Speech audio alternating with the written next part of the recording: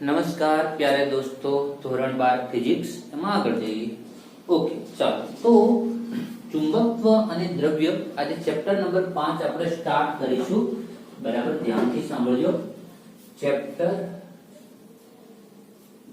5 4 complete કર્યા પછી chapter 5 start કરીશું. ચુંબકત્વ અને દ્રવ્ય. થોડું ટાઇટલ ને સમજી લઈએ, તમને થોડી મજા આવશે કે ચેપ્ટર શું કહેવા માંગે છે. ઘણી વખત ટાઇટલ સમજાય ને, શીર્ષક સમજાય, પ્રસ્તાવના સમજાય તો ઘણી વખત આખી બુક વિશે ખબર પડી જતી હોય છે. તમે એને ટાઇટલ સમજો તો આપણને કમસે કમ આની અંદર શું ભણીશું, આમાં કેવી થિયરી આવશે એનો થોડો અંદાજ આવશે તો ઇન્ટરેસ્ટિંગ રહેશે. ચુંબકત્વ ભણવાનું છે, કયા તત્વને? ચુંબકત્વને, મતલબ ચુંબકને ભણવાનો છે. પણ શેનો બનેલો? તો કે દ્રવ્યનો બનેલો ચુંબક. ચેપ્ટર 4 ભણી ગયા એટલે તમને એમાં આપણે ચુંબકીય ક્ષેત્ર જ ભણ્યા, મતલબ ચુંબકત્વ જ ભણ્યા. પણ ચેપ્ટર 4 ના ચુંબકત્વમાં ચેપ્ટર 5 ના ચુંબકત્વમાં ફરક એ છે કે ચેપ્ટર 4 માં આપણે ગતિમાન વિદ્યુત ભારોના કારણે, મતલબ પ્રવાહના કારણે, પ્રવાહ હોય તો પ્રવાહની આજુબાજુ ચુંબકીય ક્ષેત્ર હોય, એ ચુંબકીય ક્ષેત્રનો અભ્યાસ આપણે ચેપ્ટર નંબર 4 માં કર્યો. બરાબર ધ્યાનથી સાંભળો. તો ચેપ્ટર 4 માં પ્રવાહના લીધે ઉદ્ભવતું ચુંબકીય ક્ષેત્ર ભણ્યા. હવે અહીંયા ચેપ્ટર નંબર 5 માં દ્રવ્યના લીધે ઉદ્ભવતું ચુંબકીય ક્ષેત્ર. તમે બ્લેક કલરના અથવા લોખંડમાંથી બનાવેલા ચુંબકો જોયા છે, ઘણા બધા ચુંબકો તમે જોયા છે, ગોળાકાર, વર્તુળાકાર, મોટા, લાંબા, આ તે ગમે ઘણા બધા તમે ચુંબકના ટુકડાઓ જોયા છે. વ્યવહારમાં આપણી જોડે કાળા રંગના ચુંબકો વારંવાર આવતા હોય છે. તો એ ચુંબક તમને એમ થાય કે એ ચુંબકીય ક્ષેત્ર શેનું બનેલું? તો એ બધું હવે આપણે પેલા પ્રવાહના લીધે ઉદ્ભવતું નહીં, પણ હવે જે આપણે વ્યવહારમાં જોઈએ છીએ એ ચુંબકોનો અભ્યાસ કરવાના છે, એટલે કે દ્રવ્યમાંથી બનેલા ચુંબકનો અભ્યાસ કરવાના છે. તો અહીંયા તમને એટલી ખબર પડી કે હવે આપણને જે વાસ્તવિક જે દેખાતા ચુંબકો હોય છે એનો અભ્યાસ કરવાના છે. કઈ રીતે બનાવવામાં આવતા હોય છે ચુંબકો, કઈ રીતે કામ કરે, કેવા પદાર્થો ચુંબક બને, કેવા પદાર્થો ન બને, આ બધી આપણે આજે ડીપમાં ચર્ચા, આજે નહીં સોરી આ ચેપ્ટરમાં ડીપમાં ચર્ચા કરતા રહીશું. ચલો તો આગળ જઈએ. તો એટલી ખબર પડેગી ચેપ્ટર 4 માં આપણે પ્રવાહના કારણે ઉદ્ભવતા ચુંબકીય ક્ષેત્રનો, અહીંયા આપણે દ્રવ્યના લીધે ઉદ્ભવતા ચુંબકીય ક્ષેત્રનો અભ્યાસ કરવાના છીએ.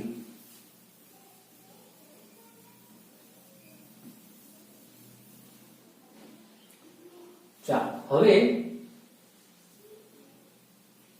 પહેલો મૂળ મુદ્દો કે થોડી ચુંબક દ્રવ્ય ચુંબકોની વાત કરી. આવી બધી જાણીતી સ્ટોરીઓ તમે જાણો છો. ચુંબકને મેગ્નેટ કહેવામાં આવે છે. મેગ્નેટ ચુંબકને શું કહેવામાં આવે છે? મેગ્નેટ કહેવામાં આવે છે અંગ્રેજીમાં. થોડીક એની સ્ટોરી જાણો છો, હું મારી રીતે રિવાઇઝ કરી દઉં. મેગ્નેશિયા નામનો એક દેશ છે, તમને ખબર છે દુનિયાના નકશામાં મેગ્નેશિયા નામનો એક દેશ છે, અને અલગ અલગ નામ પણ છે બીજા. ચાલો, મેગ્નેશિયા નામના દેશમાં વર્ષો પહેલા, હજારો વર્ષ પહેલા, ઈસવીસન પૂર્વે, ત્યાં એકવાર કોઈ ભરવાડ કે છે, કોઈ બીજું કંઈક કે છે, તો ભરવાડ એટલે કે ઘેટા અને બકરા ચરાવનાર માલધારી એ આ રીતે વગડાની અંદર ફર્યા કરતો હોય છે. હવે આમાં આ સ્ટોરી કેટલી સાચી છે, મિથ છે, ખબર નથી, મેં પણ સાંભળી છે, તમે પણ સાંભળો. હવે એ કે ભરવાડ ફર્યા કરે છે, એમાં કોઈ કહે છે કે એના બૂટની ખીલીઓ, એના જે પગરખાં હતા નીચે જે ખીલીઓ મારેલી, તમને ખબર છે, તમે બધા જોયા નહીં પગરખાં, નીચે બૂટ બીજા બનાવે ચામડામાંથી, પછી એને એક બીજું આવરણ લગાવે, એને ખીલીઓ મારતા. તો બૂટની નીચે ખીલીઓ હતી. કોઈ વાર કે છે લાકડી હતી, એ લાકડીના છેડે લોખંડની વાટ હતી. હવે જે હોય તે, પણ એ ભરવાડ કોઈ જગ્યાએ બેઠો, કોઈ કહે છે એના બૂટની ખીલીઓ ચોટી ગઈ એક પથ્થર સાથે, કોઈ કહે છે એની લાકડી ચોટી ગઈ કારણ કે એના છેડે લોખંડની વાટ હતી. અને ભરવાડને અચંબો થયો, એને બહુ આશ્ચર્ય થયું, આ શું થયું? ડરી ગયો, ગભરાઈ ગયો, દોડતો રાજા પાસે ગયો કે અહીંયા કંઈક વારંવાર કંઈક થાય છે, મને કોઈ પકડી રાખે છે. અને રાજાને એ બધાએ ત્યાં રાજાના માણસોએ તપાસ કરી, ખોદકામ કર્યું, તો કેટલોક એવો પદાર્થ હતો કે જે લોખંડને આકર્ષતો હતો અને એ મેગ્નેશિયા નામના દેશમાંથી મળ્યો હોવાથી એ પદાર્થનું નામ શરૂઆતમાં મેગ્નેશિયા, અલગ અલગ અભ્રંશ થતા થતા મેગ્નેટે આવીને અટકી ગયું. તો મેગ્નેશિયા નામનો સૌથી પહેલા ચુંબકની શોધ થઈ એટલા માટે એને મેગ્નેટ કહેવામાં આવે છે. બીજા પણ અલગ અલગ જગ્યાએ પણ ઘણી બધી સ્ટોરીઓ છે અલગ અલગ દેશ માટે. ચાલો તો આપણે થોડી ઘણી હિસ્ટ્રી સમજ્યા, કારણ કે નવું ચેપ્ટર ચાલુ કર્યું છે તો એમાં થોડો રસ જાગે તો થોડી મજા આવશે. તો અહીંયા મેગ્નેટ શબ્દ કઈ રીતે એની ચર્ચા કરીએ. હવે આ રીતે ચુંબક પરિચિત થયું, માણસ ચુંબકથી પરિચિત થયો, મેગ્નેટ શબ્દ મળ્યો. પણ આ ચુંબકનો વ્યવહારિક ઉપયોગ સૌથી પહેલા દુનિયામાં વ્યવહારિક જેનો કે ઉપયોગ કર્યો પેલો તો મળ્યો, ખાલી લોકોને ખબર પડી ચલો ભાઈ લોખંડ સાથે આકર્ષણ કરે છે, બસ વાત પતી ગઈ. પણ એનો વ્યવહારિક ઉપયોગ ચીન નામના દેશે કર્યો. ચાલો આજે આપણે બધા ઘરમાં પુરાઈને બેઠા છીએ તો એના માટે કે છે કે ચીન જવાબદાર છે, પણ એનું નામ લેવું પડશે ભાઈ. તો ઘરમાં પુરાઈને બેઠા મતલબ ભણી નથી શકતા એ બાબતનું, બાકી તો બધી છૂટ છે. તો વ્યવહારિક રીતે ચીને આ ચુંબકનો ઉપયોગ કર્યો. સૌથી પહેલા શું કર્યું તમે નકશામાં જોયું તો ઉપર એક ગોબીનું રણ છે, ભારત ચીન ને પછી ગોબીનું રણ આવે છે. તો એ ગોબીના રણની અંદર દિશા નક્કી કરવા માટે, દિશા શોધવા માટે ચીનના લોકો એ ચુંબકનો ઉપયોગ કરતા હતા. આપણને એમ થાય કે દિશા શોધવા માટે ચુંબકનો વળી કઈ રીતે ઉપયોગ થતો હશે? તો ચુંબકની આગળ વાત કરું છું, પણ ચુંબકની તમને ખાસિયત છે કે ઉત્તર દક્ષિણ દિશામાં જ સેટ થાય. તમે એને દોરી વડે બાંધી દો વચ્ચેથી, પછી ચુંબકને આમ મૂકો તો ઉત્તર દક્ષિણ દિશામાં જ એ પોતે સેટ થતો હોય છે. તો એનાથી ઉત્તર અને દક્ષિણ દિશાનો આપણને ખ્યાલ આવી જતો હોય છે. તો આવું સૌથી પહેલા દેશી રીતે હોકાયંત્ર આપણે કહીએ, કંપાસ જેને કહીએ, દિશા શોધવા માટે હોકાયંત્રની ચુંબકની મદદથી હોકાયંત્ર સૌથી પહેલા ચીનના લોકોએ બનાવ્યું. ત્યારબાદ એક તમારી બુકમાં તમે જોશો તો એક કાલ્પનિક આકૃતિ આપી છે, કોઈ ટ્રેનના પાટા જેવી આકૃતિ છે, એક રથ છે ગાડા જેવું, એના એક આગળ એક માણસ ઉભો છે, એવી એક આકૃતિ છે. તો એની પણ સ્ટોરી કહી દઉં થોડી. એવું કહેવાય છે કે હજારો વર્ષ પહેલા ચીન એક યુદ્ધ જીતી ગયું હતું, બહુ મોટું યુદ્ધ થયું અને ચીનનો રાજા એ યુદ્ધ જીતી ગયો. તો એના માટે જવાબદાર છે આ ચુંબક. તો કે કઈ રીતે? તો ત્યાં કે બધું રશિયાની બોર્ડર સામે એટલું ધુમ્મસ વાળું વાતાવરણ હતું, કોઈ સૈનિકોને કોઈ દિશાની ખબર નહોતી પડતી. સામેવાળી સેના હતી એને ખબર નથી પડતી, ધુમ્મસમાં ખોવાઈ ગયા, લડવા માંડ્યા. ધુમ્મસમાં ખોવાઈ ગયા પછી પૂર્વ પશ્ચિમ ઉત્તર દક્ષિણ ક્યાં છે ખબર નથી પડતી. પેલા સામેવાળા દેશના સૈનિકો એના દેશ સામે ભાગવાની જગ્યાએ ઘણી તો ચીન સામે ભાગવા માંડ્યા. આવું બધું થયું. પણ ચીનની જોડે ચીનના જે એન્જિનિયરો હતા, તો એ સમયના જે કઈ દેશી એન્જિનિયરો હતા, એમને આ ચુંબકની રીતે ધુમ્મસમાં એમને ખબર હતી, તો એમને ચુંબકનો ઉપયોગ ખબર હતી. તો ધુમ્મસની અંદર દિશા શોધવા માટે એમની જે રથ હતા એની આગળ એમણે ચુંબકની મૂર્તિ ફરી શકે, રોટેટ કરી શકે એવી ચુંબકની એ રીતે ચુંબકની પેલી મૂર્તિઓ બનાવી હતી. અને એનો હાથ જે ચુંબકનો એવી રીતે જ અંદર ફરતો હતો, જે ઉત્તર દક્ષિણ દિશામાં સેટ થતો હતો. તો એની મદદથી એ ધુમ્મસમાં દિશાઓ ભૂલે નતા પડ્યા. જ્યારે સામેવાળી સેના ધુમ્મસમાં એ પોતે ઘણી બધી ભૂલી પડી ગઈ અને યુદ્ધ જીતી ગયું. આવો ચીનનો એક આવી પણ આપણી દંતકથાઓ જાણવા મળે છે. તો સૌથી પહેલા ઇન શોર્ટ વન સેન્ટેન્સ કહીએ તો સૌથી પહેલા રૂટીન લાઈફમાં જો કોઈ ચુંબકનો ઉપયોગ કર્યો તો ચીને કર્યો. બસ વાર્તા પૂરી થઈ. એ કહેવાનો મતલબ એટલો જ હતો. આગળ જઈએ. હવે ચુંબક વિશેની કેટલીક વાતો છે. ચુંબક અહીંયા આપણે બધે ગજિયો ચુંબક ભણવાનો આવશે. ગજિયો ચુંબક, બાર મેગ્નેટ, બાર મેગ્નેટ જેને આપણે કહીએ અંગ્રેજી શબ્દમાં ગજિયો ચુંબક. ચુંબકના ઘણા બધા આકાર ઉપરથી પ્રકાર છે, કુદરતી રીતે મળે છે. એક છે તો આપણે જે લખ્યો છે તે ગજિયો ચુંબક, પાછળ ચુંબક શબ્દ નથી લગાવતો, ગજિયો ખાલી લખ્યું, આખું નામ છે ગજિયો ચુંબક. નળાકાર ચુંબક, નળાકાર ટાઈપનો હોય. ત્યારબાદ છે સોયાકાર ચુંબક, સોય જેવો હોય, સોયાકાર ચુંબક. ઘોડાની નાળ જેવો, ઘોડાની નાળ જેવા આકારનો ઘોડાની નાળ હોય છે, તમે જો જોયું હોય તો આ રીતે. ઘોડો હોય ને, ઘોડાને કોઈ રોડ ઉપર બીજે દોડાવવો, પેલા ઘોડાનો ઉપયોગ મુસાફરી માટે કરવામાં આવતો, એને બહુ દોડાવવો પડે, એને ઘણી મુસાફરી કરવાની હોય. ગાય ભેંસ એ બધા તો બાંધેલા પાલતુ પ્રાણીઓ, ઘોડો પાલતુ છે સોરી, એ દુધાળા પશુઓ છે ગાય ભેંસ, તો એ બધા એક જગ્યાએ બાંધેલા રહેતા હોય. ઘોડો મુસાફરી માટે વપરાતો હતો, બહુ દોડવાની જરૂર પડતી. તો એના પગ નીચે રક્ષણ માટે, એની જે ખરી હોય નીચે જે પગની, એની પ્રોટેક્શન માટે એક લોખંડની એક વાટ ચડાવી દેવામાં આવી. તો એ પગ સાથે ફિટ કરી દેવામાં આવે, એને વાગે નહીં એ રીતે. તો એ દોડે તો એને કંઈ થાય નહીં, તો એ આ આકારની. તો આવા ચુંબક હોય તો ઘોડાની નાળ જેવા આકારનો ચુંબક. એમાંથી આ બધા આકારો છે, બધા સૂત્રો બીજા બધાના કોમન જ છે. એમાંથી આપણે અહીંયા લખ્યું છે ગજિયો ચુંબક. કેવો હોય ગજિયો ચુંબક? એની કોઈ વ્યાખ્યા નથી ભાઈ, બસ આકૃતિ પરથી સમજી જઈશું. આ આકારનું જે હોય એને કહેવાય ગજિયો ચુંબક.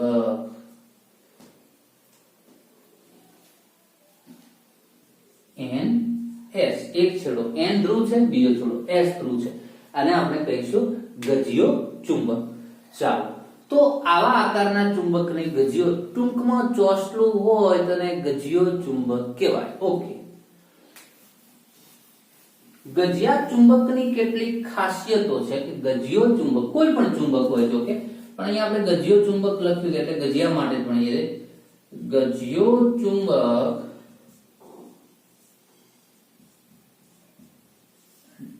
ડાયપોલ છે. કઈ ડાયપોલ? ચુંબકીય ડાયપોલ.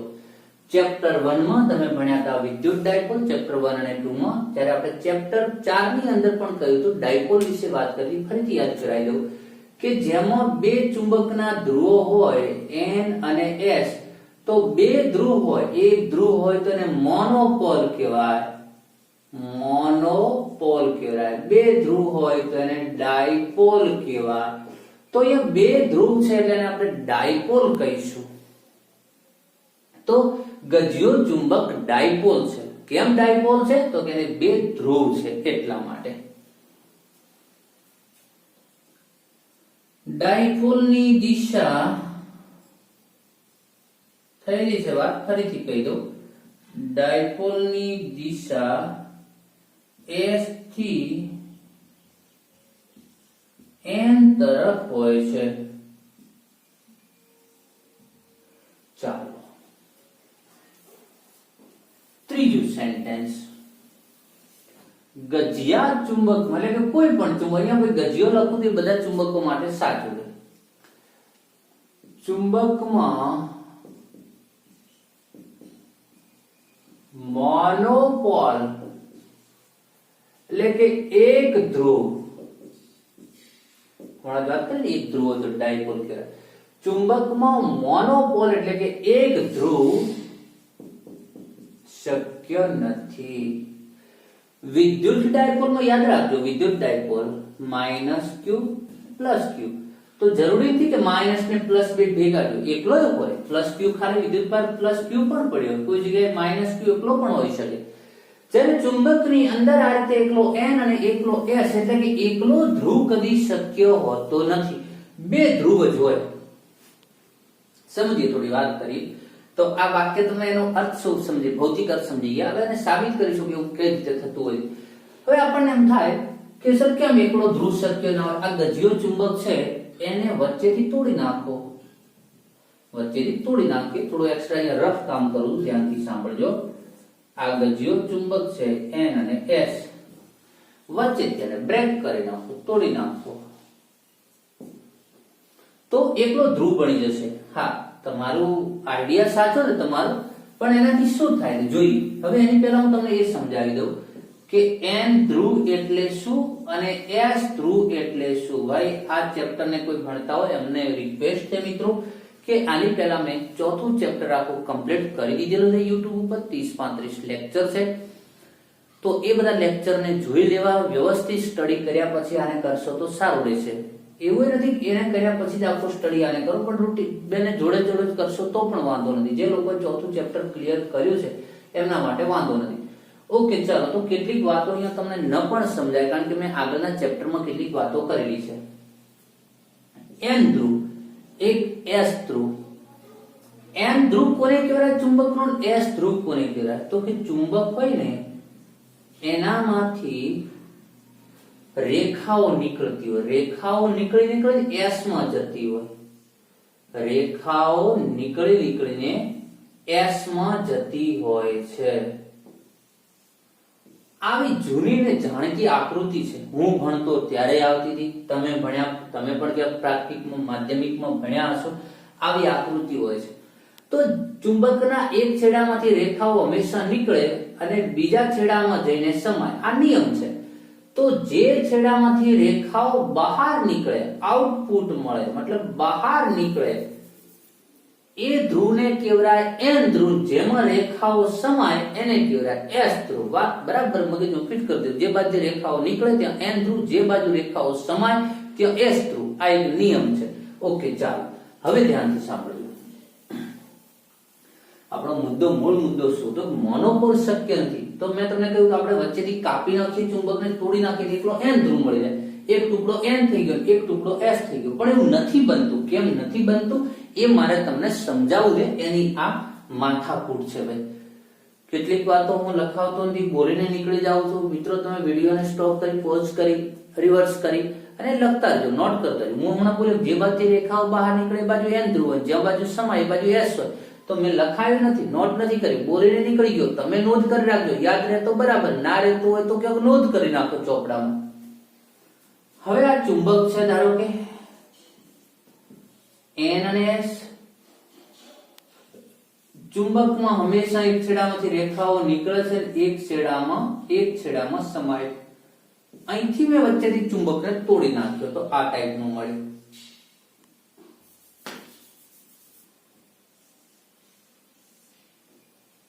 એક બાજુ એસ ધ્રુવ મળ્યો, એક બાજુ એન ધ્રુવ મળ્યો. હાલ આપણને એવું લાગે છે.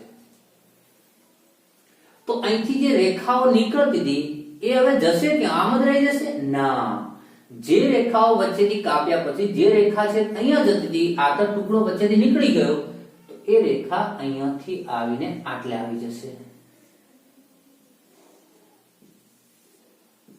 એ રેખા આટલે આવી જશે. તો અહીંયા એવું થયું કે આ રેખાઓ જે અહીંયા જતી હતી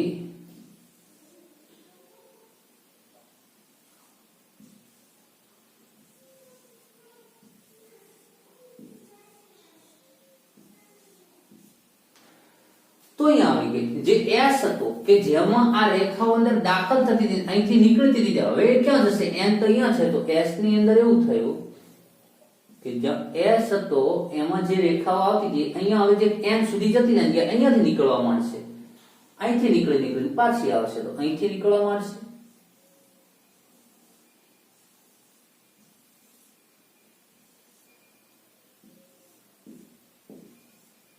ચાલો આ રીતનું બનશે. તો એન અહીંયા હતો, એન તો ત્યાં રહ્યો, પણ એસ અહીંયા જે હતો એ તો રહ્યો નહીં. તો રેખાઓ અહીંયા આવવા માંડી. તો હમણાં જો શું બોલ્યો, જ્યાં રેખાઓ સમાય ત્યાં શું કરે? એસ બની જાય. તો અહીંયા એક નવો એસ બની ગયો. જ્યાંથી રેખાઓ નીકળે, જે પહેલા અહીંયા ચુંબક લાંબો હતો અહીંયાથી નીકળતી એટલે કે અહીંયાથી નીકળવા માંડી, અહીંથી નીકળવા માંડી, અહીંયા નવો એન બની ગયો. ચાલો, તો આ રીતે એન અને એસ ચુંબકને કાપવાથી એન અને એસ નું નિર્માણ થાય છે. પણ એક ધ્રુવ રહેતો નથી. અહીંયા એન હતો એની સામે એસ બની જાય, એસ હતો એની સામે એન બની જાય. તો વચ્ચે નવો એન અને એસ ક્રિએટ થાય છે. તો એકલો ધ્રુવ ક્યારેય શક્ય નથી. તમે એના ટુકડા કરશો એ રીતે ફરીથી એન અને એસ બની જશે. એટલે પછી કેવું પડ્યું કે ચુંબકમાં મોનોપોલ એટલે કે એક ધ્રુવ શક્ય નથી. ઓકે, ચાલો. ચુંબકની બહાર અહીંયા મેં એના બાજુ લખ્યો છે, તો આ બાજુ ચુંબકની બહાર આપતે. તો કે ચુંબકની બહાર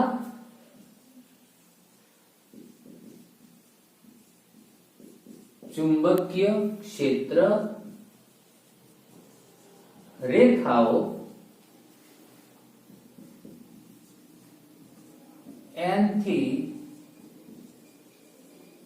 S તરફ જાય છે, પણ ચુંબકની અંદર વાત કરીએ, જો અહીંયા S થી N તરફ અહીંયા ગઈ, અન્યથી આવી પાછી N માં આવશે, તો કે ચુંબકની અંદર પણ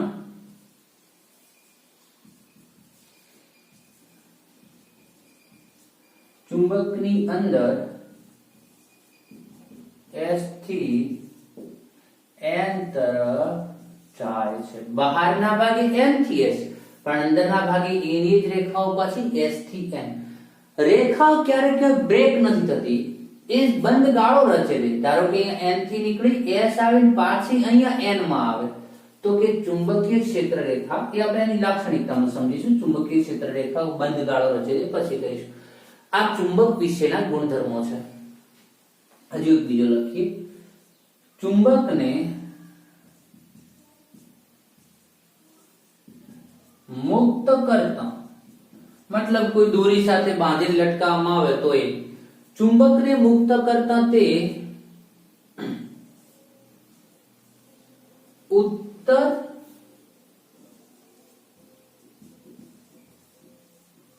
અને દક્ષિણ દિશામાં સ્થિર થાય છે. ચુંબકને મુક્ત કરતા ઉત્તર અને દક્ષિણ દિશામાં જ સેટ થાય, કોઈ પૂર્વ પશ્ચિમ કે બીજે ક્યાંય નથી રહેતો.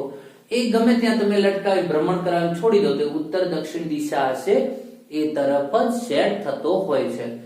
તો આ ચુંબકના ગુણધર્મો. હવે તમને એમ થાય સર આ સમજણ તો છે, આવું તમે બોલ્યા એટલે જ ખબર છે એવું નહીં, અમને પહેલાય ખબર છે, પણ આવું કેમ થાય છે એ ખબર નથી.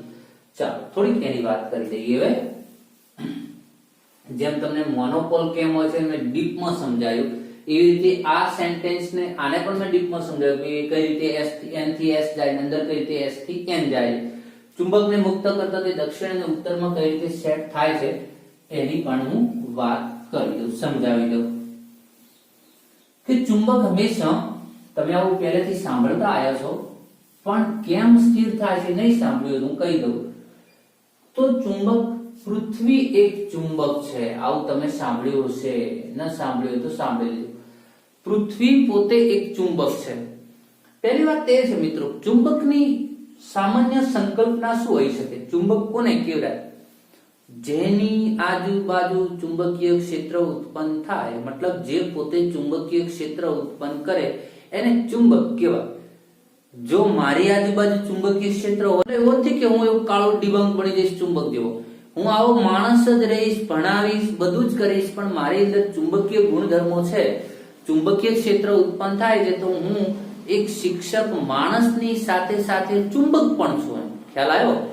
પૃથ્વીને આપણે કહીએ છીએ પૃથ્વી, ધરા, માતા, નાન, તેન બધું કહીએ છીએ કે ભાઈ એ બધું પૃથ્વી આપણું ઘર છે, પૃથ્વી આપણું સ્વર્ગ છે, પૃથ્વી આપણી માતા છે, એ બધું જ છે. સાથે સાથે પોતે ચુંબક પણ છે. કેમ ચુંબક છે? ધ્યાનથી સાંભળજો. પૃથ્વીને ચુંબકીય ક્ષેત્ર છે ભાઈ. પૃથ્વીને શું છે? ચુંબકીય ક્ષેત્ર છે. શું કામ ચુંબકીય ક્ષેત્ર છે પૃથ્વીને?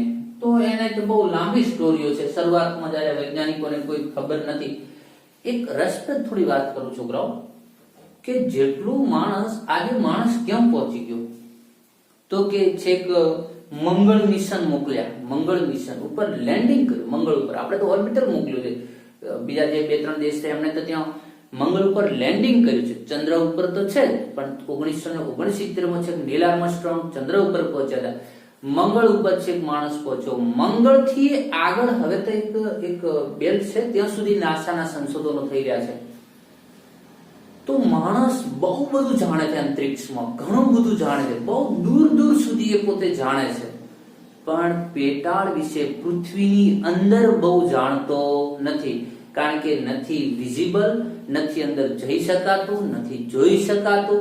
પૃથ્વીની અંદર અભ્યાસ કરવો હોય તો બહુ શક્ય નથી. એટલે પૃથ્વીના અંદરના ભાગ વિશે માણસ હજુ વધારે કંઈ જાણતો નથી, જ્યારે અંતરિક્ષ વિશે બહુ જાણે છે. તો આ તો શરૂઆતની વાત હતી કે માણસને ખબર નથી કે પૃથ્વી કેમ ચુંબક છે, ત્યારે અલગ અલગ તર્ક લગાતા હતા. કોઈ તો કે છે પૃથ્વીની અંદર બહુ ચુંબકો ભરેલા હતા એવું કીધું, કોઈ તો એવું કહ્યું કે અંદર એક મોટો રાક્ષસી જાયન્ટ મોટો ચુંબક પડ્યો છે અંદર, આ તો ઉપર ઉપર જ માટી છે, બાકી અંદર મોટો ચુંબક રાક્ષસી ચુંબક પડ્યો છે. આવી બધી કાલ્પનિક વાતો હતી, પણ એ અત્યારની જે આધુનિક સંશોધન જે હકીકત છે તે તો પૃથ્વીના પેટાળમાં શું રહેલા છે તમને ખબર છે? લાવા રસ ભરેલો છે. શું ભરેલો છે ભાઈ? લાવા રસ ભરેલો છે, મેઘમા ભરેલો છે. આપણે બહાર નીકળે તેને લાવા કહીએ, અંદર હોય તેને મેઘમા કહેવાય. મેઘમા ભરેલો છે મતલબ પીગળેલી અવસ્થામાં, આયન પથ્થર ખડકો બધું પીગળિત અવસ્થામાં છે. અને એ બધું પીગળિત અવસ્થામાં છે તો એ આયન છે. શું છે ભાઈ? આયન છે. ધારો કે Fe2O3 હોય ફેરસ ઓક્સાઇડ, તો અંદર પીગળિત અવસ્થામાં હોય તો એ આયનીકરણ થઈ ગયું, તો ફેરસ પ્લસ અને ઓક્સિજન માઈનસ અંદર છૂટા પડી ગયા, આયનો છે. એ બધા ભ્રમણ કરે પૃથ્વીની સાથે સાથે. હું થોડી ઉપર છેલ્લી માહિતી આપું છું. અંદર આયનો રહેલા છે, પૃથ્વી ભ્રમણ કરે એટલે અંદર રહેલા આયનો પણ ભ્રમણ કરે. આયનો વિદ્યુત ભારિત છે એટલે વિદ્યુત ભારે ભ્રમણ કર્યું કે વિદ્યુત ભાર ભ્રમણ કરે એટલે પ્રવાહ રચાય. પ્રવાહ રચાય તો આપણે ચેપ્ટર નંબર 4 માં આની આગળ હમણાં ભણ્યા, પહેલા મેં થોડી વાર યાદ કરાવ્યું, થોડી વાર પહેલા. જ્યાં પ્રવાહ ત્યાં ત્યાં ચુંબકીય ક્ષેત્ર હોય, તો પૃથ્વીની અંદરના ભાગે પ્રવાહ હોવાના કારણે તે ચુંબકીય ક્ષેત્ર ઉત્પન્ન થાય છે. એટલા માટે અને પૃથ્વી ઉપર આ જે રેખાઓ નીકળે છે, નીચેથી રેખાઓ નીકળે છે,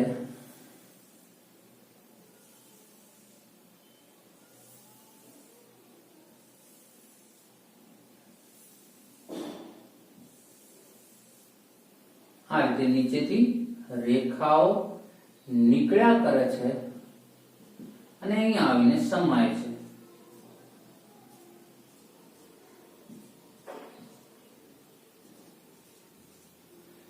તો જ્યાંથી રેખાઓ નીકળે ત્યાં n, જ્યાં રેખાઓ સમાય ત્યાં s. તો નીચે બન્યો ઉત્તર ધ્રુવ, ઉપર બન્યો દક્ષિણ ધ્રુવ. સર તમે થોડું ભૂલી ગયા લાગો છો, નીચે ઉત્તર ધ્રુવ ન હોય, પૃથ્વી નીચે દક્ષિણ ધ્રુવ હોય, ઉપર ઉત્તર ધ્રુવ હોય, તમે સાચા હું સાચો, તો શું કે મેં પૃથ્વી ભમાઈ દીધી છે? એવું નથી. તમે જે કહો છો કે ઉપર ઉત્તર ધ્રુવ હોય, નીચે દક્ષિણ ધ્રુવ હોય, હું એવું જ કહું છું, પણ હું એમ પણ કહું છું મેં ત્યાં દોર્યું છે એ પણ સાચું છે. તો એ બંનેનું ક્લિયર કરીએ. નીચે ઉત્તર ધ્રુવ, પણ કયો ઉત્તર ધ્રુવ? ચુંબકનો ઉત્તર ધ્રુવ. પૃથ્વી ચુંબક છે, એ ચુંબકનો ઉત્તર ધ્રુવ. બીજો દિશા પ્રમાણે ભૌગોલિક ઉત્તર ધ્રુવ કહીએ તો એ તો ઉપર છે ભાઈ, પૃથ્વીના ઉપર. દિશા પ્રમાણે કહીએ તો ઉપર આપણે કહીએ ઉત્તર ધ્રુવ દક્ષિણ ધ્રુવ, તો એ તો દિશાઓ પ્રમાણે છે. તો ભૌગોલિક ઉત્તર ધ્રુવ ઉપર હોય અને ભૌગોલિક દક્ષિણ ધ્રુવ નીચે હોય. જ્યારે ચુંબકના ધ્રુવ ઉલટા છે, ચુંબકીય ઉત્તર ધ્રુવ નીચે અને ચુંબકીય દક્ષિણ ધ્રુવ ઉપર. ખબર પડી કે ના પડી? આ વસ્તુ થોડી ક્લિયર કરજો. હવે આખી પૃથ્વી પર આપણે એમ કહીએ કે પૃથ્વીની આમ આજુબાજુ છે, અહીંયા છે બધી, આપણે દોરી નથી, બાકી પૃથ્વીની રેખાઓ આમે છે ભાઈ, આજુબાજુ આખો પૃથ્વીનો જે દડો છે એની આ દડાની આસપાસ દડો છે એની આ બધી બાજુ રેખાઓ છે. હવે તમે પૃથ્વી સપાટી ઉપર ભાઈ ચુંબકને મૂકો, આમ ચુંબક મૂક્યો તો એના ઉપર તરત ટોર્ક લાગે. પેલા ચુંબકીય ક્ષેત્ર રેખાઓને યાદ કરો, ચુંબકીય ક્ષેત્ર પેલો વિદ્યુત ક્ષેત્રમાં જેમ ડાયપોલ મૂકતા હતા, ચુંબકીય ક્ષેત્ર રેખામાં ડાયપોલ મૂકો તો ચુંબકીય ક્ષેત્રની દિશામાં ગોઠવાઈ જાય. તો તમે આ રીતે ચુંબકને દોરીથી બાંધીને પૃથ્વી સપાટી પર મૂકો તો એ તો ગતિ કરીને ચુંબકીય ક્ષેત્ર રેખાની દિશામાં જ આવવાનો, એટલે ઉત્તર અને દક્ષિણ દિશામાં જ સેટ થાય. તો એટલા માટે ચુંબકને મુક્ત કરતા તે ઉત્તર અને દક્ષિણ દિશામાં સ્થિર થાય છે. ઘણી બધી વાતો કહી દીધી મિત્રો. એક તો પૃથ્વી ચુંબક છે એની વાત કરી, પૃથ્વી ચુંબક છે તો કેમ છે એની પણ વાત કરી, ભૌગોલિક ઉત્તર ધ્રુવ, ભૌગોલિક દક્ષિણ ધ્રુવ, ચુંબકીય ઉત્તર ધ્રુવ, ચુંબકીય દક્ષિણ ધ્રુવ એકબીજાથી ઉલટા હોય છે એ પણ વાત કરી. આ બધું જે બોલીને હું નીકળી જાઉં છું એ તમે નોંધ કરતા રહેજો મિત્રો, નહીંતર તમે ભૂલી જશો. તો એક આ વાત થઈ આપણી. તો આ હતી આપણા ચુંબક વિશેની વાતો. હવે કેટલીક વાતો કરવી છે ચુંબકીય ક્ષેત્ર રેખાની વાતો. ચુંબકના ચુંબકીય ક્ષેત્રને ચુંબકીય ક્ષેત્ર રેખાઓ વડે દર્શાવવામાં આવે છે. તો આપણો ટોપિક રહેશે હવે ચુંબકીય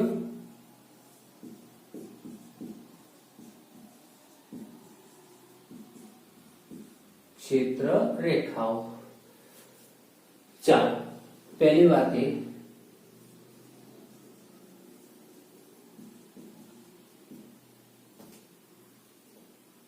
चुंबकना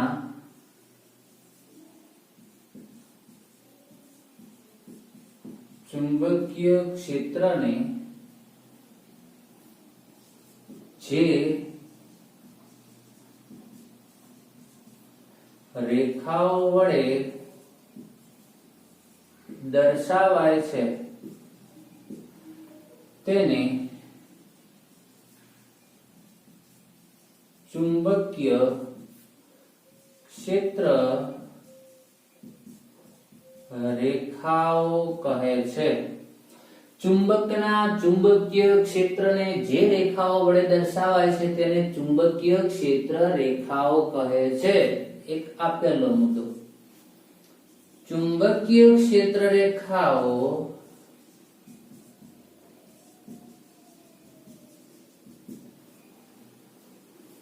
एन ध्रुवमांथी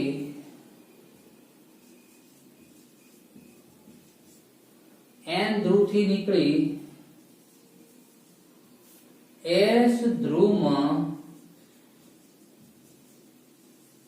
समाय छे। चुंबकीय क्षेत्र रेखाओं एन ध्रुव थी निकली एस ध्रुव में समाय छे। ए पण बात करी ओके। चुंबकीय क्षेत्र रेखाओं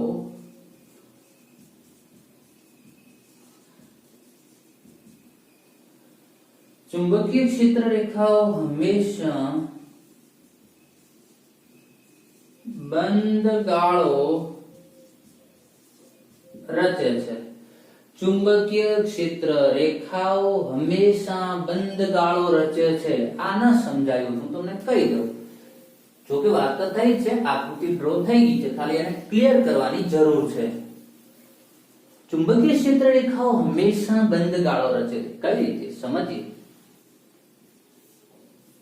આ ચુંબક છે, N અને S ધ્રુવ છે, અહીંથી રેખાઓ નીકળે અહીંયા જાય, અહીંયાથી નીકળે N થી। તો મેં કહ્યું કે બહાર ક્યાં હોય તો કે N થી S હોય, અંદર એની જ રેખા પાછી ક્યાં આવે N આગળ આવે। તો અહીંથી રેખા S ઉપર પહોંચે, ચુંબકની અંદર ગતિ કરીને N આગળ પહોંચી જાય। તો ચુંબकीय क्षेत्र रेखा हमेशा શું રચે છે? બંધ ગાળો રચે છે। तो આપણે લખી દીધું કે ચુંબકીય ક્ષેત્ર રેખાઓ હંમેશા બંધ ગાળો રચે છે। ચાલો चुंबकीय क्षेत्र रेखाओं चुंबकीय क्षेत्र रेखा पर चलो चुंबकीय क्षेत्र रेखा पर जे ते बिंदु आगळ